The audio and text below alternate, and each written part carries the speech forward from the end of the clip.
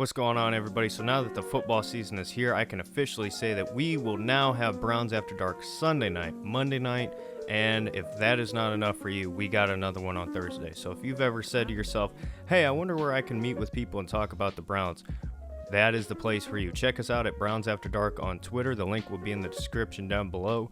Times will also be posted on that Twitter page, so be sure to give us a follow, turn on your notifications, and come let us know what you think. We want to know your thoughts, so I'm looking forward to seeing you there.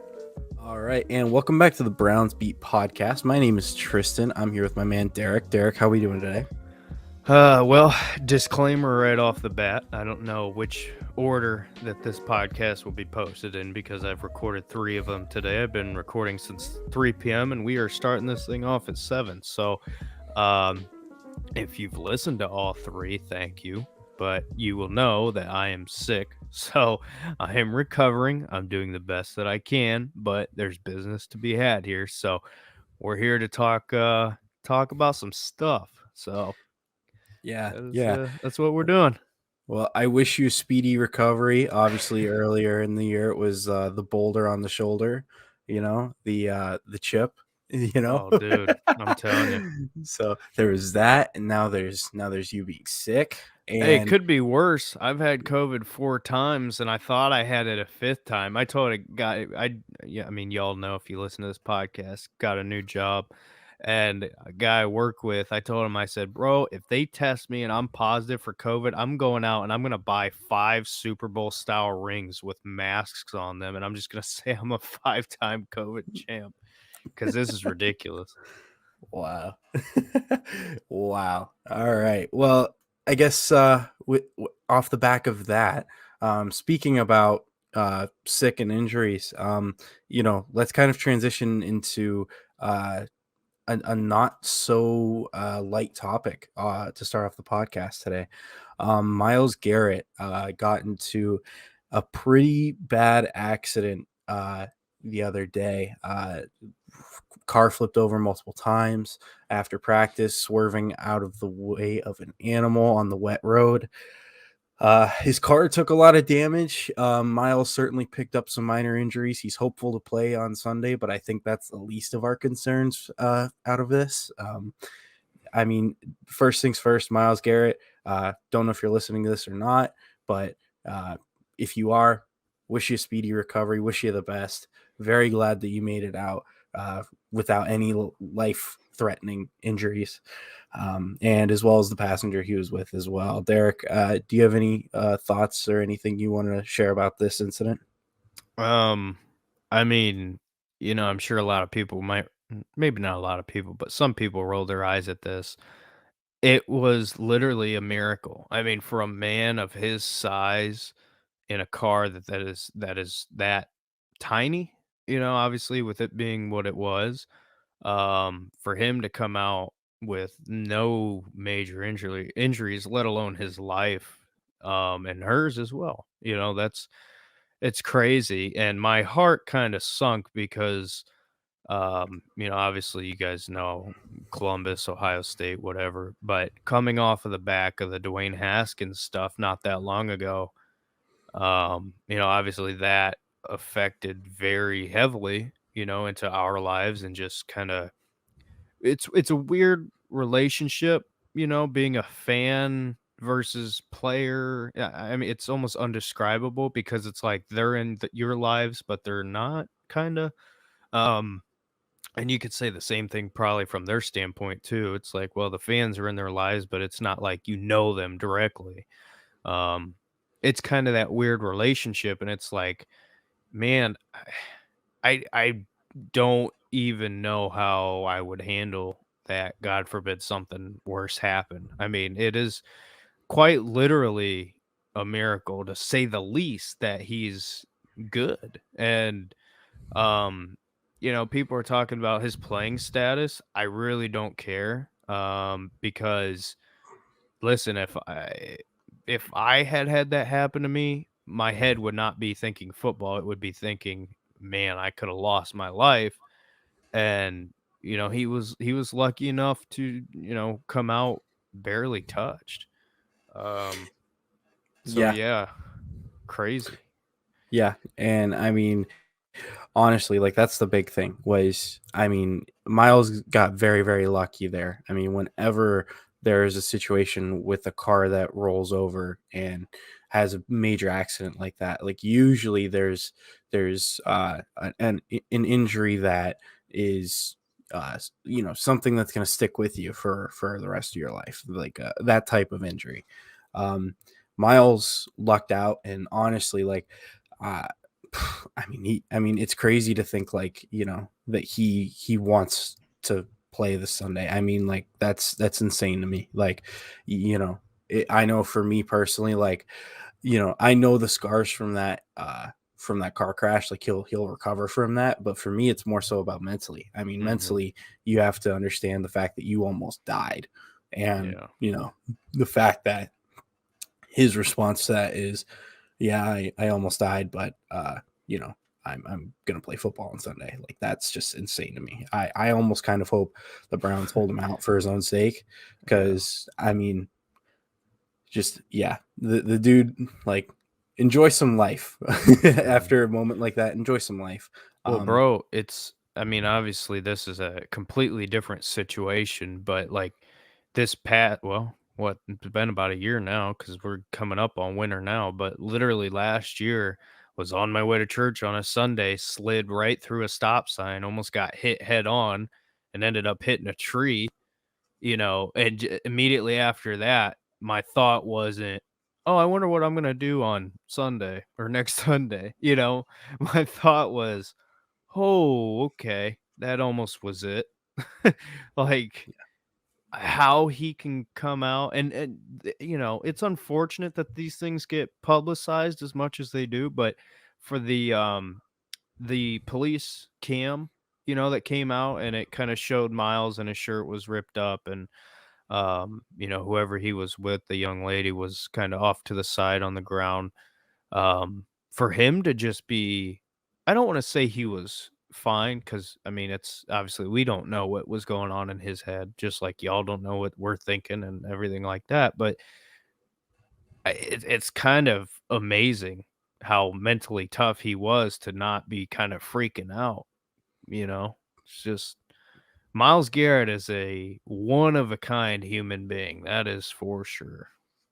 yeah, yeah, absolutely. Well, get well soon, Miles, physically and mentally. It's obviously not something enjoyable to go through. So, wish you the best moving forward. I just want to let you know. Sounds All right, good. sweet. Now we'll cut that out and we'll jump into the Browns Jets in three, What is this, two. the BAD podcast? I gotta cut everything? I know, right? I know, I'm right? leaving that in there. Okay, okay, absolutely. Leave that subtle dig in there. Okay, Yeah. all right. So Browns Jets.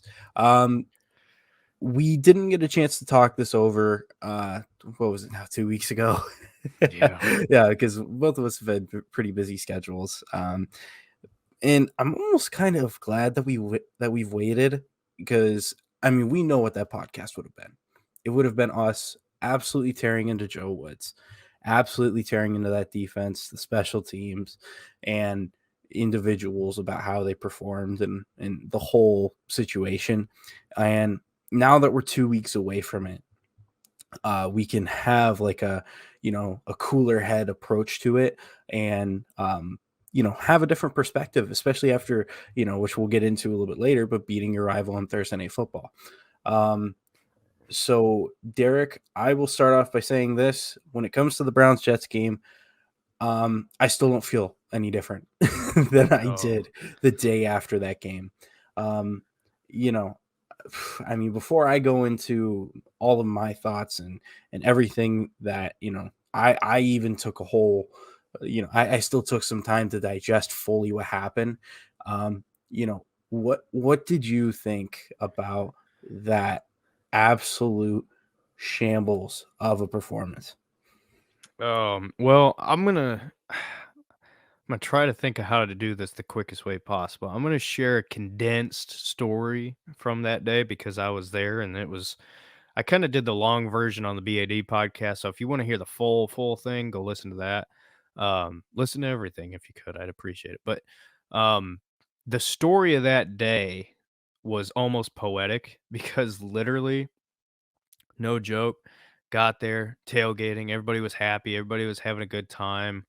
It was fun. Nick Carnes was hammered right off the start of the day, which that trust me, that gets even worse. And everybody's having a good time. And then I dislocated my finger playing catch in the Muni lot, and I should have known then that even the littlest thing can, become a problem. But anyway, going up to the game, Nick Carnes loses his voice before he's in the game. We stopped at the Rock and Roll Hall of Fame to go to the bathroom. Nick Carnes is screaming, "Here we go, Brownies!" in the Rock and Roll Hall of Fame. Everybody's staring at us. Um, like it was poetic because going in, so much excitement. We're gonna be 2-0. Everything's gonna be good. Joe Thomas Day. And then the game kind of goes how it goes. Halftime, I was like, how are we this close? Like we should be dominating.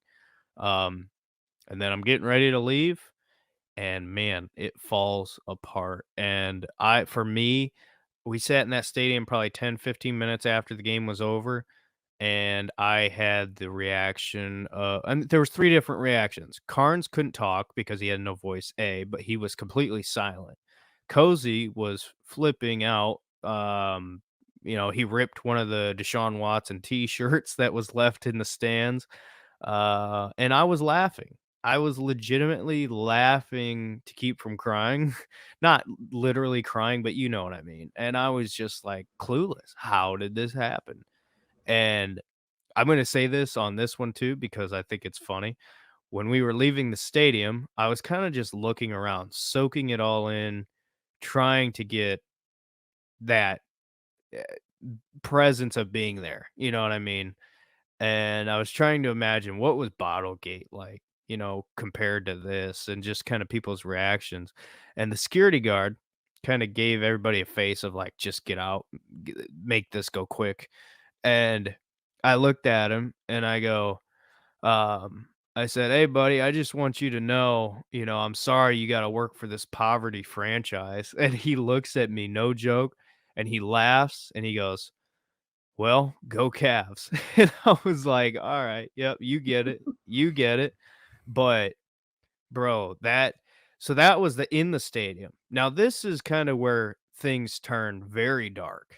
And I'm gonna try to keep this quick, but I want to reiterate this point on every time I talk about this game because I want people to understand um what this team, the impact that they have on the city and on this fan base. Leaving the game, and again, you probably heard me say this a few times, there was a man on the ground, blacked out drunk, crying, and his body was physically shaking. And it was one of the hardest things that I've ever seen in person in my life. Like, I've seen some stuff, but not being able to help this guy and, in this big group of people walking by, I mean, it still, like, even just talking about it now, I wish I could go back in that moment and just, like, if I was by myself and I drove myself, I probably could have, but I literally couldn't in this situation. Just try to help him because I've never seen another human being just so helpless and so, like, in pain. Like that, it emotionally, physically, mentally, like, I'm not gonna say it haunts me because it's kinda extreme, but it felt like a war zone, and it felt like a funeral leaving that stadium, and the Muni lot was the perfect representation of it. What was once happy and people excited and pumped up to go watch their team, we walked back into a Muni lot that was empty, dead, trash everywhere, seagulls everywhere, people pissed, people screaming. It was really one of the most depressing things I've ever seen in person. And for me, Tristan, I don't know how many games you've been to or if you've been to any at all. That was my first. Go ahead. Yeah, no, I've been to like a handful, less than Handful. honestly. Okay. Yeah. Yeah, that was my first ever regular season NFL game that I've been to.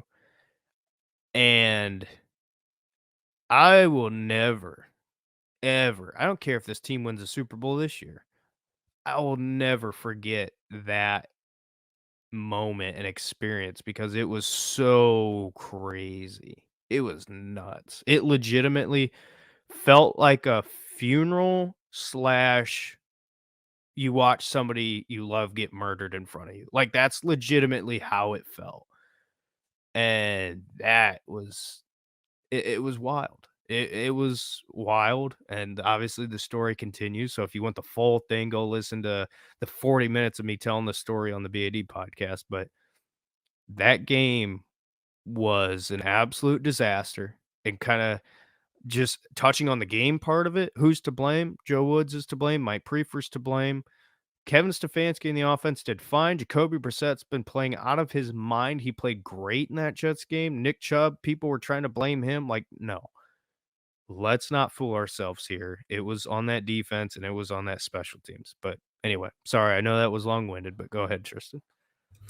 No, I mean, I think you give a very interesting perspective of it because there's a huge portion of the Browns fan base that is either unable to attend games because they live too far or unable to attend games regularly because it's too expensive. And I would fit into both of those categories, and so it's so unique and so interesting hearing your perspective about it, just because for somebody who was at home watching that game, I mean, man, like, uh, it's just like in this is all in the retrospect of knowing that, like, later in the week we beat the Steelers on Thursday Night Football, which is in Mhm. every other circumstance that's amazing. But my immediate feelings after that game were this was a great game. This team's got a lot of talent, and if they can piece it together, we could win a Super Bowl. But we should be 3-0 right now. Well, I just want And to make to your point real quick right there, right? yeah, go for it. Go It's for a it. totally different experience going versus watching on TV, right? Everybody knows that. It's the same thing with anything you do or go to or watch. Like it's obviously different in person, but the pain and everything that you probably felt watching it, imagine that times a billion. Like I was not prepared for that at all. And I mean, you have no choice but to be just immersed in that, like just depression and hell. Like, it was terrible. So, like, Yeah. everybody's like, "Oh, that sucked. That was embarrassing." Bro, y'all have no clue. You literally have no clue. And especially, and not to keep harping on it, but again, I just want people to understand this is the impact that this team has on this city and on this fan base. To see what I saw and have that impact me like it did, and I'm not saying that for you to, like, feel bad or anything like that, I'm just trying to show that's what the Cleveland Browns mean. That is why you still have people showing up, and for you to give that piss poor of an effort at the end of that game to have an impact on the city like it did, shows you that these people really don't give a shit. Like, I'll be honest with you, they don't. Or at least that's how I felt, when was that? That Sunday, Yeah. but like you said, Thursday came. Yeah. Yeah. And I mean, in from the outside perspective of watching that Jets game at home on my TV, I remember the moment Nick Chubb crossed that goal line, just thinking like, okay, it's over. I'm confident. I'm on my phone. I'm looking at tweets. I'm just kind of enjoying myself, having a good time. And I mean, it's just you see that Corey Davis bomb for what was it, like 60 yards or something, like it's just And like, that's what lost oh the my game. god. I just want that Yeah, to be clear. That is what lost you that football game. yeah, yeah. And honestly, like, you know it's insane to me, like, winning football teams play the best when they need it the most. And Jacoby Brissett in that game gave you an he gave you a perfect performance. I mean, the only mistake he made was that interception. but he Which you shouldn't have can't been in that blame situation. him. Yeah, No. exactly. And as far as special teams go, as far as with Cade York in particular, I mean, Cade York made one mistake, and we had the hands team Hey, absolutely question. fail us. Sorry, I don't mean to keep Oh, cutting you off. I'm yeah, just no, trying you're to. fine. Go ahead, go ahead. So in the stadium, we didn't know he missed the extra point because where I was at, it was hard to tell. What can you like describe to me what happened? Did he just miss it or did the wind take it? Like what happened? I mean, from my angle, I mean, honestly, like I wasn't even paying attention. I was happy that Nick Chubb got the touchdown, and I was like, okay, cool. Like I think I glimpsed up at it. Um, I mean, you could tell the wind affected it for sure, but he still should have hit it. I mean, no matter what, in that situation, you should be hitting it. Um, but it's Cleveland. It's a windy day. It's a windy stadium. It's Yeah. it's going to get away from you sometimes. So, you know but again, Cade York gets put in a position where he could be blamed for the game being on him, and he absolutely didn't deserve it. I mean, he's a rookie kicker. We should be doing everything to protect this guy. And the crazy thing for me was, you know, if Jacoby Brissett doesn't throw that interception and he just throws an incompletion, he needs like maybe 2 completions and he's in Cade York's field goal range and he has a chance to win the game. Like that's the Yeah. crazy thing about that one is just like, wow, like the defense shot themselves in the foot so much. The special teams, they shot themselves in the foot ginormously with the hands team. And we still were in a position late in that game where we could have won it. And that's just how good the offense was that day. And it's an absolute shame. It's an absolute shame. And I mean, I just feel terrible for Nick Chubb because he had a hell of a game, and people on Twitter were going at him for not going down, to put his team up by 13 points. People were upset at him for not going down at like the 1 yard line. People were going at Cade York for the missed extra point. People were going at Jacoby Brissett for the interception. And it's just like, wow, like this defense played so bad the entire game that it affected other people that weren't involved with the defense. Like it was just so, and I'll tell you, when the clock struck, when that interception was thrown, I mean, I wasn't shocked. I wasn't surprised. I was flat. I was dead.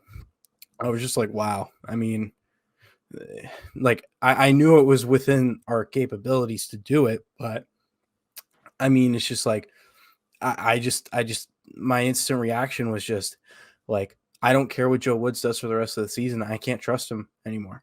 Like, how do you have this loaded of a defense and have that much talent in your secondary and you're blowing coverages left and right to the New York Jets with Joe Flacco at quarterback? I mean, Not even and the that's, Jets though. Here's the problem. yeah. It was week 1 against the Panthers at the end of the Mhm. game. Well, towards the end of the game. What was it? Fourth quarter? Yeah. Yeah. Yeah. Fourth quarter. And then the Jets game and then last year at times. So Yeah. this is not new. No, that Chargers game, I still remember it.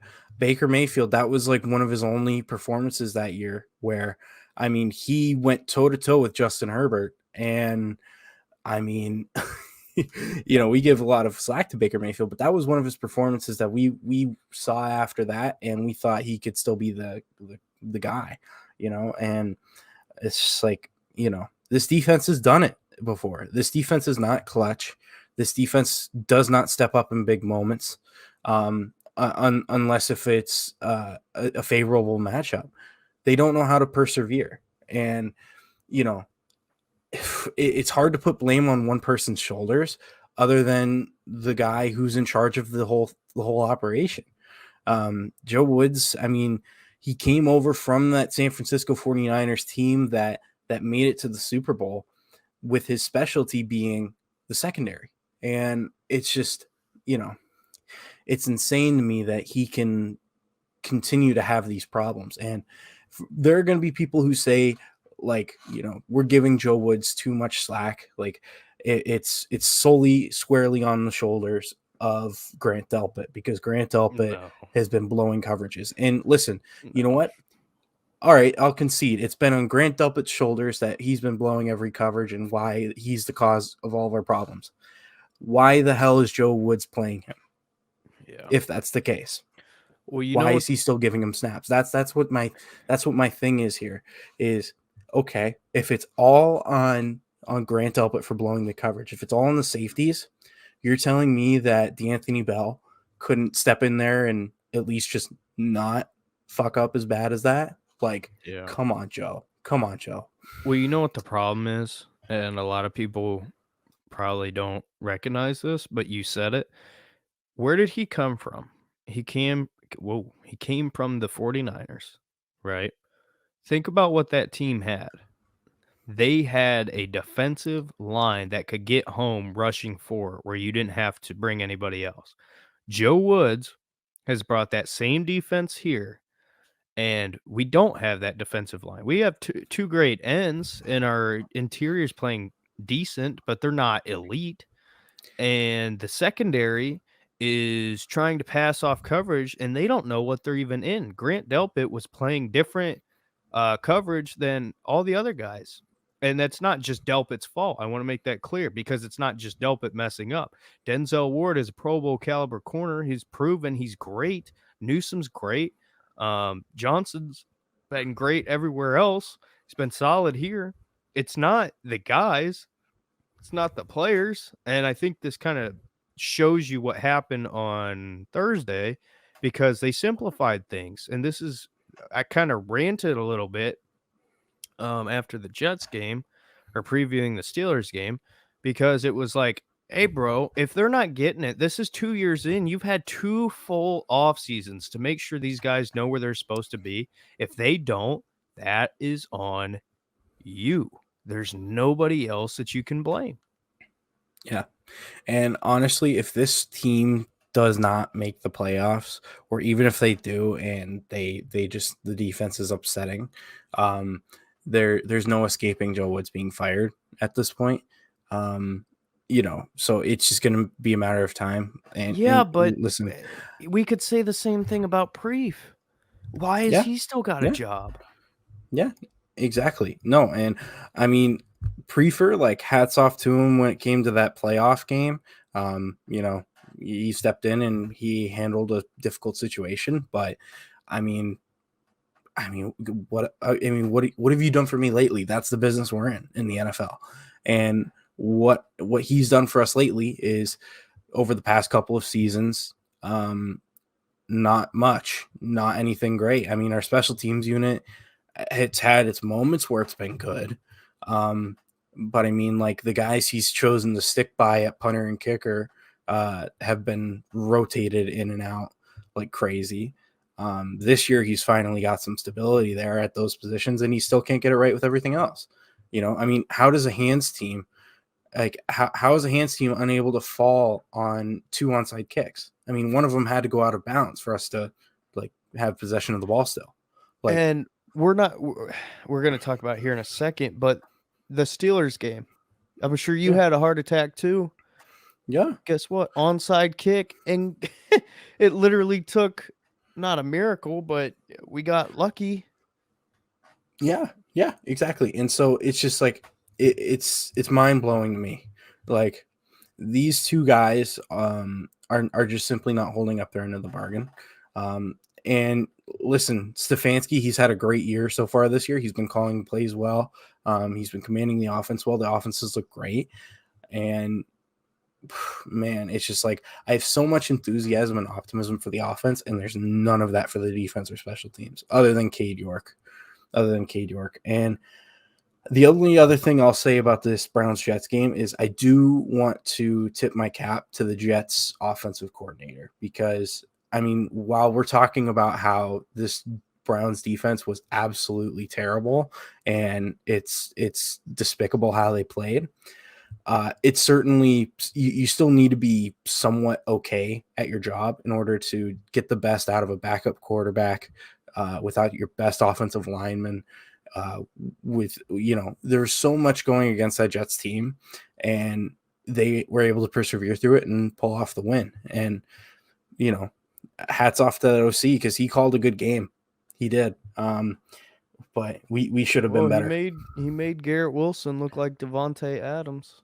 Oh And yeah. I'm not over exaggerating. He was Oh, wide open. and let me also preface this, Joe Woods. You know what? Okay, you like your zone coverage, that's fine. Why the hell in man coverage? Like when you decide to go into man coverage, are you doing it in the red zone, having one-on-one coverage, Martin Emerson and Garrett Wilson? Like, Oh, come on, brother. dude. You've got two of the Brother. best man-to-man cover, like two of the best man corners in the game, and you decide to put your rookie third-round corner, who you know is a great zone coverage guy, but coming into this year, you knew his weakness was man coverage. I get he had a great camp. Why the hell are you throwing him on-one coverage in the red zone? Oh my God. Bro, I Protect your watched. rookies. Protect them. I saw that matchup right when it lined up, and I was fucking pissed. I saw it right away, and I was like, oh my God, Garrett Wilson's going to get wide fucking open here. Like, what is he doing? What is Joe Woods doing? I literally stared at that matchup. I saw him take that step inside and Martin bait, and I was like, ah, shit. Yep. Like it was over. It was over before it started. And no offense to Martin Emerson. We love Martin Emerson on the show. He's had a great camp. He's done well this year. And this is in no way a shot at him because he's a rookie. He shouldn't have been put in that spot, especially, like I said, two elite man coverage guys that you could have thrown on Garrett Wilson, and you decided you're rookie in the red zone in that situation. That's bullshit. That's Bro. bullshit. If I'm Martin Emerson, I'm pissed because you just made me look terrible when you had other options to go to. That's terrible.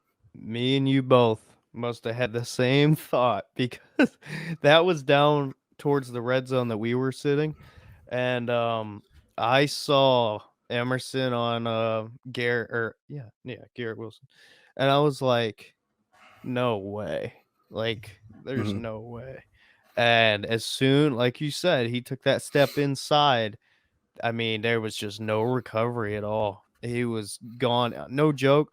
Obviously, it's a shortened distance down there, but it looked like 10 yards of separation. Like, Yeah. Yeah. It was insane. I mean, yeah. And the fact that you got the performance you did out of your offense, and especially Jacoby Brissett, and you still found a way to fumble fuck the game, like, I'm sorry for the language to any of the listeners, but like I'll I bleep it. still am so raw. Like I still have raw emotions about that game, even though it happened so long ago. But it's just like I can't help but feel like we're gonna have a point in this season where that game is gonna matter. And if it comes back to bite us, like I will never forgive Joe Woods, and I will demand that he's out of here. I will demand it. He still should be. I don't care what happens the rest of the year. You fool me once, shame. What is it? Shame on you. Fool me twice. Shame on me. Yeah, yeah, Like this is twice now. yeah. Yeah, I mean, it's just if it's ridiculous. But before I quite literally pop one of the veins in my forehead talking about that game, let's move on to a better game, which was Browns Steelers, where I guess let's keep it on the same topic of the defense. They didn't give any 60-yard bombs away, so that's fantastic. But there were still clearly blown coverages in the first half. Second half, they did get better. They made adjustments. So I tip my hat to Joe Woods for knowing elementary flag football.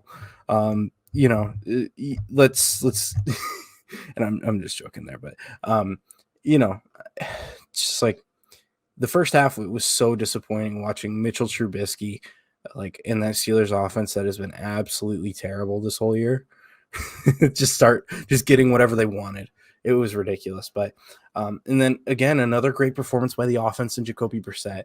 Derek, Browns Steelers, Thursday Night Football. It was a game that us Browns fans who've been absolutely trampled by the Steelers in years past. It was a game that we enjoyed. What did you enjoy about the game? I didn't know what to expect really because it was a who are you game. Are you gonna find your balls and be a man, you know, or are you gonna lay down? And the first drive, I was pissed because I thought offensively, and again, listen to what I'm saying, everybody. The first drive when we had the ball was ugly, terrible. Play calling was not good on that first drive. Just the execution was bad, and I'm like, all right, Steelers want it more. That is what I saw. The Steelers wanted it more. And I was very disappointed because I was like, well, I know what we're doing today.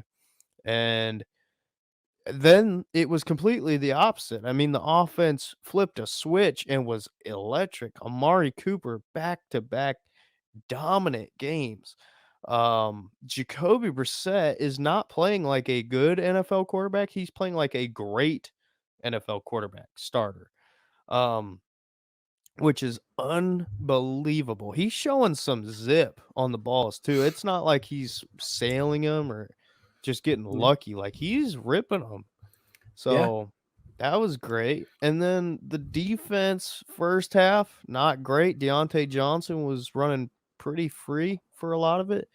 Second half, oh, by the way, speaking of Martin Emerson, couldn't have had any better coverage. I mean, uh Oh, on George Pickens, Pickens? yeah, Yeah. That was Wow. all Pickens. So I can't blame Emerson on that. But second half defense showed up, played well to an extent. I mean, it still wasn't great, but trying to think what else I was gonna say. Um Anything about pretty special teams? Oh, sorry, go ahead. no, yeah, pretty fine. I mean, other than that heart attack there at the end with the onside kick again. That's just what it was for me. Yeah. Yeah. And I mean, that Steelers game, I mean, Jacoby, you couldn't have asked him to play any better. I mean, yeah, he's playing really good football right now.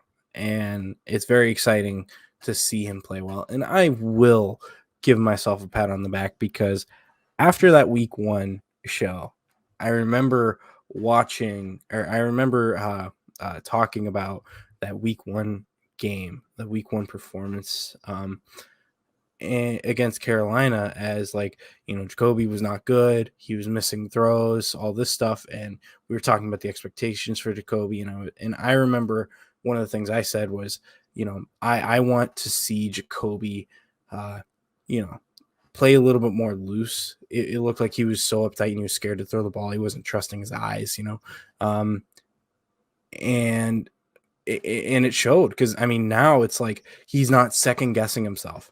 He's making decisions and he's confident in those decisions, and he's balling. He's balling out right now, and I'm very happy for him because he's clearly a guy who's been through a lot and hasn't had a favorable matchup and a favorable situation like this. Um, so yeah, couldn't be any more proud for him. Again, Nick Chubb, I really feel like he's transcended himself, especially at the start of this season, the start he's had.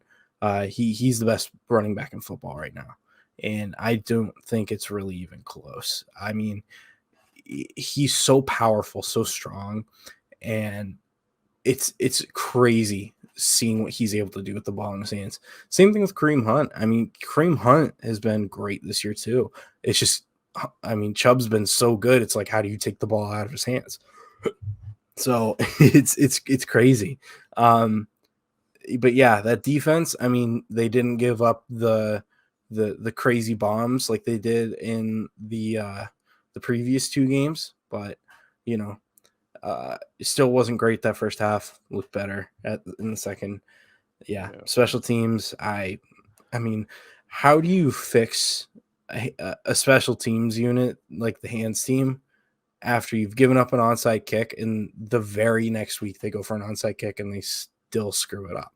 Yeah. Like, how do you fix that at that point? Because they have the wrong people out there. Yeah, But it's before we move on, I just want to say Nick Chubb is clearly the best running back in football. I mean, he just is the best pure running back in the NFL, and he's making that clear. And I'm happy because I mean, this is who he is. He's dominant. He is a monster. And then also I can't remember if I mentioned it before, or either one of us, but shout out to the Chief, David Ajoku, career day, Yes. absolute monster all day long. Yeah, he really balled out, and he showed his weight in gold there in that game. That was really good. His weight in black and gold. All right. Sorry about that. So no, but sorry. Let's get over the pun there. When the only other thing I'll say about the special teams is I mean, why are we still throwing Demetric Felton out there for returns? It's just like I feel bad for the guy at this point. Like in the running back spot, like in the minimal opportunities he's had moments where he's really looked good and made a name for himself. And he's, in my opinion, he's somebody who is going to be in this running back room for the next couple of years. And I feel strongly about it because he's good enough to do it. And he's a unique offensive weapon. And we're throwing him in a situation that is just clearly not what he's suited to do. And it's just it blows my mind. It blows my mind that we're still going to give this responsibility to a guy who's so young and has shown so much promise in the offense, and we're just going to like tank his confidence and ruin his reputation of everything that he's done.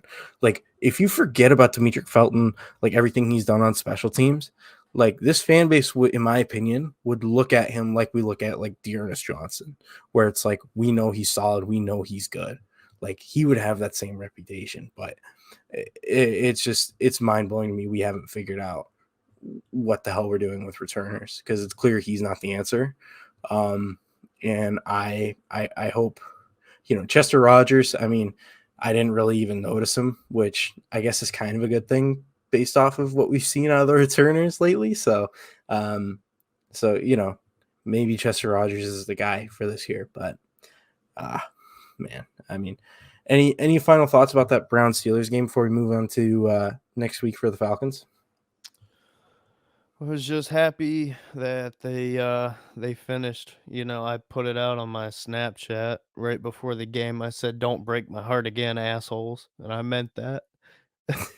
And they didn't. They almost did, but they didn't. So that was nice. And it was perfect setup, by the way. What better team to get a FU comeback? Not comeback, but you know what I mean, after a loss than the Yeah. Steelers. Perfect. Yeah, no. And again, it's just like this team has flashes and moments where it's like, man, this team, like with Deshaun Watson at quarterback and with the defense playing at its best, man, like it's a team that could go all the way, and they have that flashes, but it's gonna depend Bro, on let's what we see for the rest of the year. let's be honest though here. Look at how well the offense is playing. DPJ's not been involved. David Bell's not been involved. Harrison Bryant really hasn't been involved. Just imagine if they get going. Plus, you have number 4 coming down the line. I mean, come on. Yeah. Yeah, it's exciting. It's very exciting. I'm looking forward to see what this team does in the future. And one last thing about the Steelers Browns game, because it would be a shame if we didn't mention him.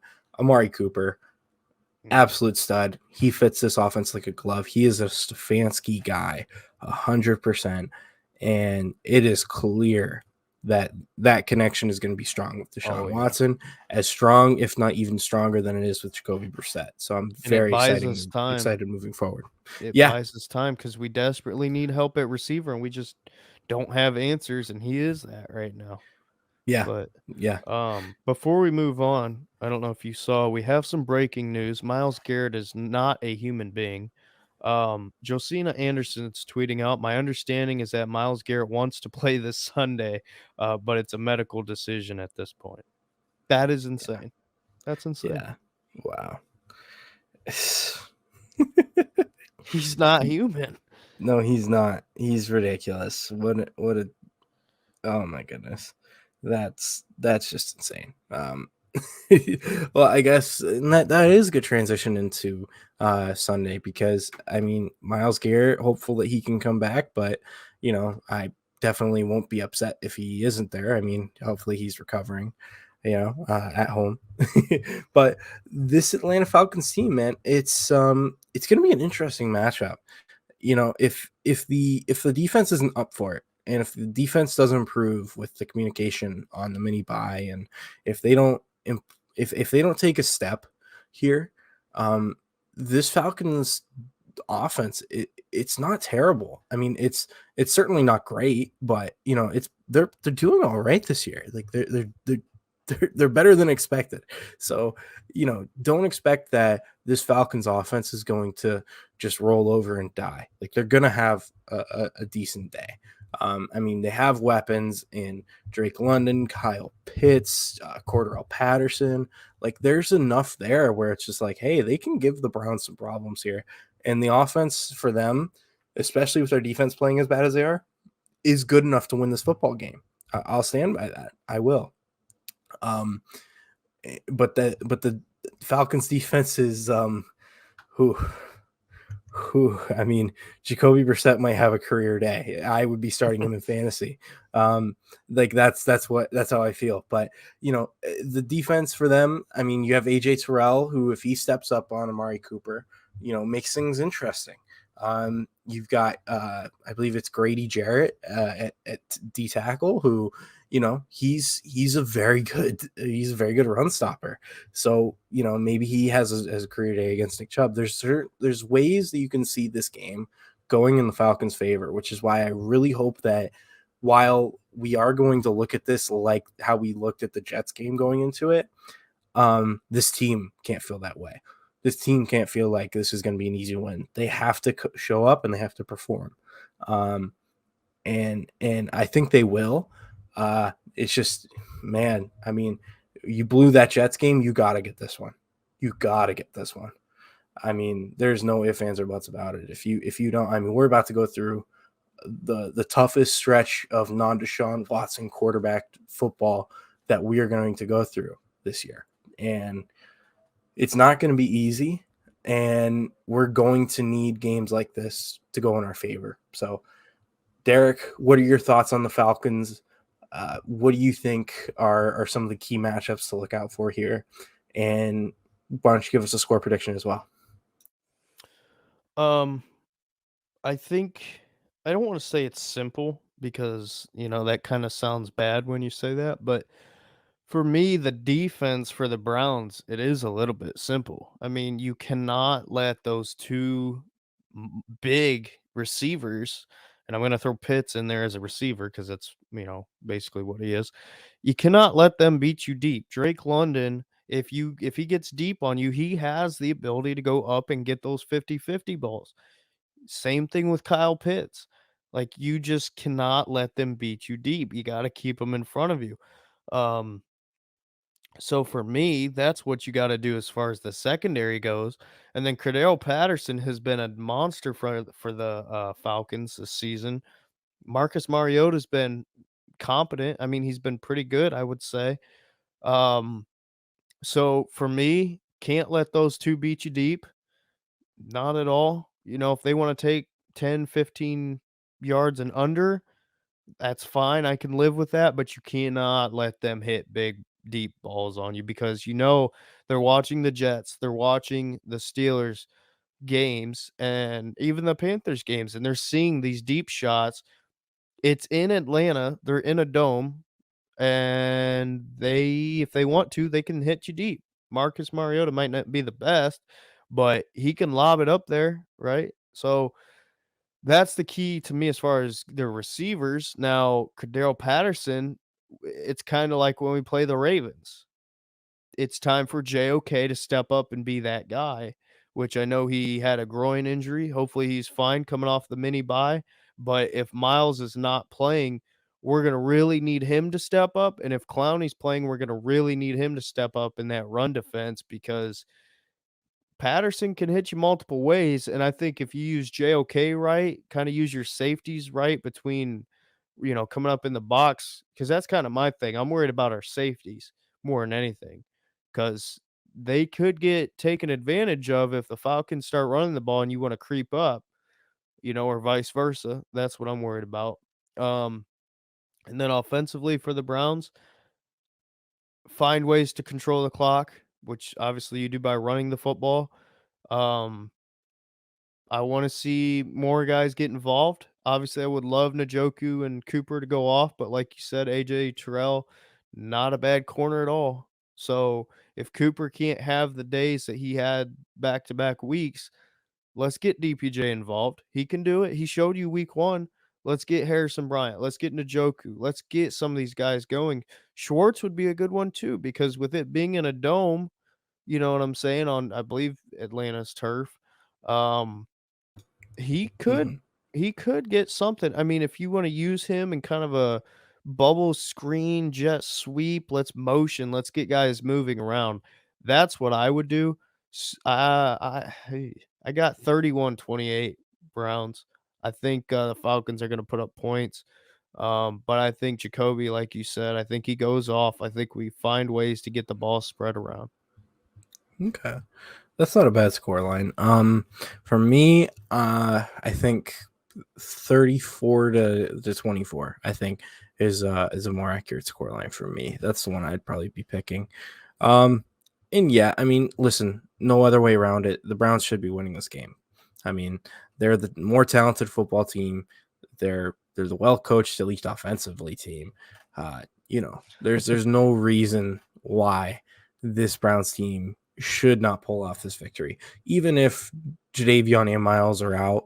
Uh, the defense should be good enough, quite frankly. Um, and I mean, I guess time will tell, but I mean, man, yeah, they got to pull this one out. There's no other way around it. If they don't, I will have serious questions of whether we're even going to make the playoffs. I'm feeling very optimistic, and I think we will, but in this conference, it's not written in the stars. So we'll see. But I'm very excited for the game. Going to be watching again with some family, so that's going to be exciting. So hopefully Cade York has a good game inside the dome. I'm very excited to see what he can do in a dome for the first Yeah. time. So this is gonna be it's gonna be exciting week, and obviously the main topic of today's podcast was talking about this defense, about how terrible they've been. But if we're looking for reasons to be optimistic, we have mentioned the offense, and I think we should mention Kevin Stefanski. He has been very, very good lately, and he's been calling games perfectly. So, honestly, let that be your bright spot going into this game. If you are still, pessimistic about this team, is that Kevin Stefanski's coaching his ass off right now. So, I'd say hold that high and be excited for this one, because I know I will be. Why will you be excited for this game, Derek? Well, that question kind of ties into what you said a little bit ago that I want to touch on. The stretch of games, you have the Falcons, and then you have the Chargers, and then you have the Patriots. You have a Falcons team that is beatable, but they're a threat. And I'm excited because you rebounded against the Steelers. Now, are you going to fall flat on your face again? Or are you going to actually change? Because talk is good, if it remains consistent. Anybody can say they're going to do something, do it once or twice, and then quit. So for me, I think this is a good kind of pre-test to a Chargers team that has an injured Justin Herbert. We'll see about him and what he's gonna do. I mean, I can't say right now if he's gonna play. He didn't look good Sunday. Mm-hmm. But Oh yeah. regardless, though, you're gonna be playing Brian Hoyer, so that Patriots team is beatable. I mean, some of these games that we were originally like, I don't know about that. The Chargers is winnable. It is winnable. You can get it done. The Well, Patriots, same thing. and not only to mention, but the Chargers are going to be without Joey Bosa too. I mean, That is correct. Yes. yeah, it's like there's a lot of things that are really starting to fall in place for this Browns team, and they got to capitalize. You know, the Bengals team last year, uh, they were not a particularly amazing team, but Baltimore started losing games, and they were able to pick up big wins against big time opponents, and it took them all the way to the Super Bowl. So, Mhm. you know, I'm not saying that this is going to happen for the Browns, but it's one of those things where opportunities are lining up for this team. You know, so I want to see the Browns take full advantage of these opportunities. And God damn it, I just want to get back to the playoffs, man. I remember how I felt after that Chiefs game, and in that feeling in my gut of we really could have won that game, and then Mhm. seeing the Chiefs go to the Super Bowl. You know, it was like, oh, that should be us, you know? And I've been craving that absolute like gut wrenching like every single play. Like I've been missing it like crazy. So I really hope this Browns team's able to put us back in that position this year. Well, and it's a good chance, or I should say it's a good opportunity rather, to regain what you lost against the Jets, because if you can get a win over a Chargers team like this, that is gonna help you so far down the line when it comes playoff time, because if Justin Herbert gets back healthy, they're gonna be great. And Yeah. if you can pick up a win over a team like that, that's gonna be huge. And the Patriots, they're not great, but they're scrappy. They're gonna pull out wins. They're gonna be decent. That's gonna help you. So if you can grab 1, if not 2 of those games and you handle business against Atlanta, which you should, you're in a good spot again. I mean, it doesn't make the loss against the Jets any better, Hmm. but you gotta look at the value of the opponent, and especially Tristan, I don't know about you, but for me, that Chargers game, I'm kinda licking my chops because I'm like, "There's the opportunity. That's where you go steal that and get back what you lost against the Jets." Yeah. Yeah, spot on. I mean, it's a good redemption game to redeem yourself for what you should have had before. Um, and and man, if this Browns football team after 6 weeks found themselves in a position where they were 5-1, I mean, I might walk on water. Like honestly, like I would be so ecstatic. It would be amazing, and I'm just so excited to see what the rest of this year has in hold for this Cleveland Browns team. And I really just want to see this Browns team succeed this year. I'm so excited. And with that, I mean, any other thoughts to wrap up today's show? Send people on their way, very spiritually happy. Um, it's right there. I mean, we've been talking about it. It's right there. These opportunities that weren't expected to come and probably shouldn't have come have lined up for you. I mean, realistically, I mean, let's be honest here. I don't think it's crazy to say if the offense keeps performing like it has and the defense plays like it did in the second half against Steelers, which is a big ask, but you could win 3 of those games. You legit could be 5-1 at that point. And who knows from there on? If the defense catches fire, which again, it's a big ask, but man, man, oh man, if you can give this team back to Deshaun Watson with, let's see, what is he coming back? Week 11? Is that right? Yeah. Okay, week Week Yeah, I think week 12 because we have the week week 12. 11 bye or something, or week Okay. 13 because it's a 1 week bye at week 12. So if you can hand Deshaun Watson a 6 to 7 win team, whoa. Like, Yeah. whoa. Mm-hmm. Mm-hmm. Yeah. No. And not only that, but we're seeing the Bills, the team that we thought we were gonna be running away with this division. We're starting to see them stumble. The Chiefs, Mhm. they stumbled. Like there's no team that's really running away with it this year. And Uh The Ravens have been suspect. The defense has. Lamar Bengals, Jackson's well, that is been true. an other world, but yeah, Yeah. that defense has been suspect like ours. But Lamar Jackson's been playing at an MVP level. He is the MVP right now. It's not terribly wrong to say that. Yeah. Yeah, I yeah. mean, That boy is gonna. What's your before we wrap up, what's kinda your thoughts on the division so far? Because the Steelers have not been great, the Bengals have not been great. They play Miami tonight, I wouldn't be surprised if they lost, and the Yeah, Ravens, like you said, offensively, they're fine, but it's ours for the taking, in my opinion. yeah, and I mean, listen, and I'll talk about the Bengals first because they've been, the most disappointing team. They're at the bottom of the division. Um, I predicted us to sweep them this year, and it wasn't because I thought the Browns are going to be otherworldly. I'll be brutally honest with you. Uh, that Bengals team, I mean, we gave a lot of credit to Joe Burrow for how he played in the playoffs, but the regular season, I mean, he threw a lot of interceptions. He did not look great. I mean, he looked good, but he didn't look otherworldly like he did in the playoffs. And clearly that offensive line has not been upgraded the way that the Bengals thought it was. Well, they just Their haven't defense is still meshed. solid. Yeah. Yeah. And I mean, honestly, like they're playing the best of the best opponents. They had that first place divisional spot, and they're going to be playing an extremely tough schedule this year.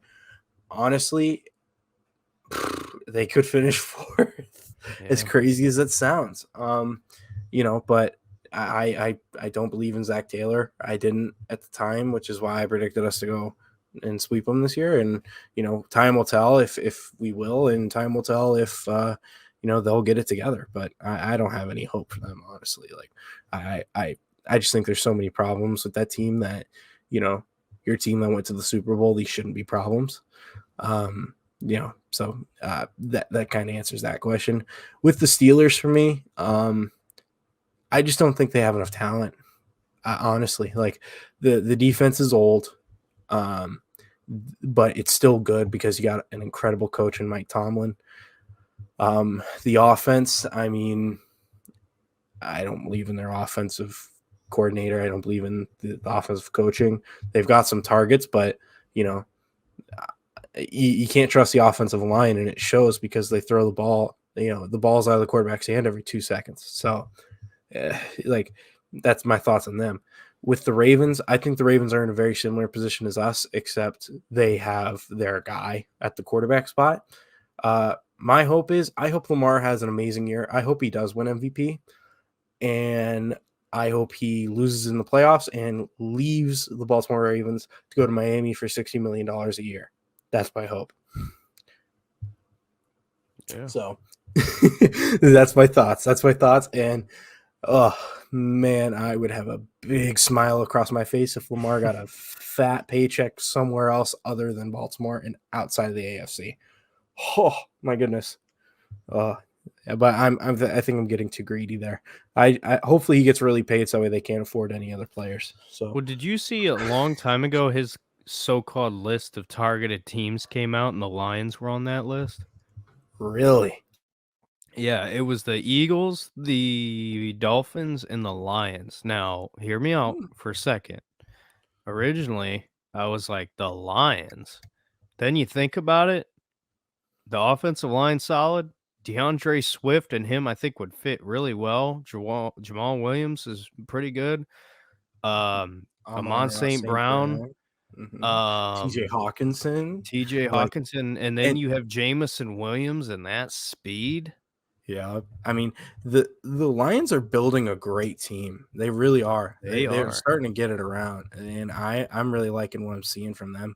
And not only that, but Dan Campbell. I mean, people kind of looked at him when he first got hired like a meathead, and like, oh my god, this guy is like this guy's Crazy. your classical football guy. Like he's gonna be out of the league in 2 years. Like, no, man. Like he's got a special way of lighting a fire under his team's ass and making them perform well above their pay grade. So, and they're able to punch above their weight. And that's what you ask out of your coach is, give us the opportunity to be better than we actually are. Yeah. So, I mean, look what and they're doing with he's doing Jared it. Goff. Jared Goff, I Yeah. don't think is horrible, but No. they got him playing pretty well. Jared Goff is about the perfect definition of league average. I mean, Yeah. he's got a pretty league average arm, league average accuracy, league average athleticism at that position. Like he's perfectly mid, and they're able to get the best out of him. So That is you an know, interesting quote. Perfect. I mean, am I Perfectly wrong? mid. Are you gonna tell me that I'm wrong? No, I've just never heard that said before. Yes, it's because it's accurate. It's accurate, but it's he's perfectly mid. Huh. It's Well, perfectly mid. there you But go. yeah. So no, but I'm very excited to see what the Lions can do in the future. As our fellow 0-16 brethren, you know, I really hope they turn it around. You know. Yeah. I mean, we'll see. I think they're like a year or two away. Just Yeah. kind of depends. Yeah. Gonna be That interested to team, see how Okuda how he does. He's starting to look a yeah, little bit better. He's starting to look a little better, but you know, hopefully he's he not bad. no, he's not bad. I really hope he turns it around, man. Not only because he's Ohio State, but also, I mean, the rough start he had to his career. You know, Yeah. hoping that guy turns it around. But just injuries, Yeah. man. They add up. But Yep. yeah. Well, you got anything else? No, I believe that's it. Thank you guys, everybody, for listening to this episode. Hopefully, we gave you enough optimism at the end of this thing to, you know, be ready to run through a brick wall. Don't actually do that. I don't want to get a lawsuit. I don't want to be held liable. Don't actually do that. But hopefully, you have the energy to do it, but you don't actually do it. And you are ready for Sunday because I know I am. And I know Derek, we're both going to be excited. We're both going to be pumped. And I can't wait to talk about that Falcons game afterwards with you. So, any last words for the show? Yeah, if I'm still sick by Sunday, my head will be ran through a wall. All right. Final words before we sign off. Hey, man. Kellen Mond is going to be inactive for this game again. If Kellen Mond is healthy scratched again. No, he can't be healthy scratched again. Kellen Mond couldn't hit a receiver on air in the dome. That's my last words. All right. Well, Isaac Rochelle's our starting defensive end this upcoming Sunday, and he's still on the practice squad. Kellen Mond scratched. We'll be smiling in victory. Oh my gosh! All right, have a good one, everybody.